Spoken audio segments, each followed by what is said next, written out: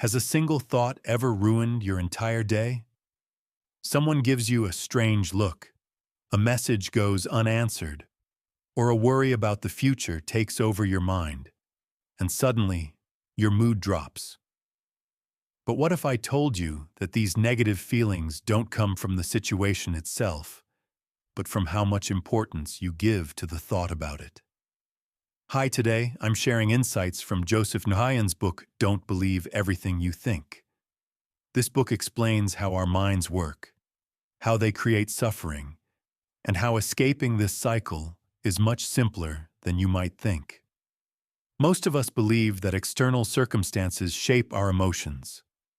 That's why we get upset when things go wrong, when someone criticizes us, or when life doesn't go as planned.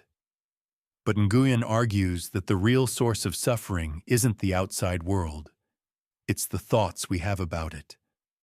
The more we believe those thoughts, the more we suffer. For example, imagine two people losing their jobs at the same time. One thinks, "I'm a failure," and falls into depression. The other thinks, "This could be a new beginning," and feels motivated. The event is the same, but their experiences are completely different. Why? Because it's not the situation itself, but the thoughts about it that shape our reality. The core message of Nguyen's book is this: your thoughts are not your reality. A thought is just a fleeting idea in your mind. It has no power unless you believe in it. In fact, there's a beautiful Zen story in the book that perfectly illustrates this point. A young monk is meditating on a quiet lake when another boat bumps into his. Annoyed, he opens his eyes, ready to yell, only to realize the boat is empty. This moment becomes his greatest lesson.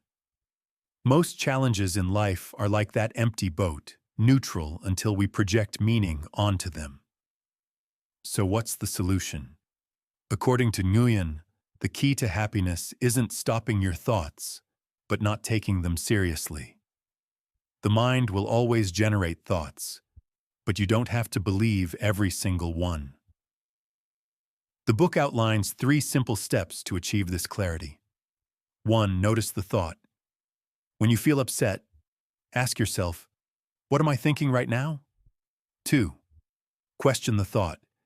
Is this thought true, or is it just a story my mind is telling me? 3. Let the thought go. Thoughts come and go. If you don't engage with them, they lose their power.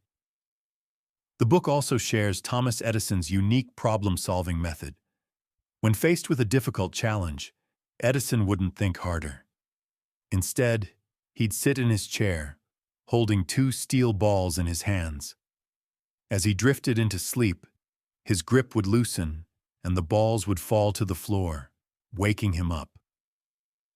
In that half-asleep, half-awake state, solutions often appeared, because the mind becomes most creative when thought quiets down. Nguyen's most powerful message is this: pain is inevitable, but suffering is optional. Thoughts come and go. If you don't believe in them, they can't hurt you.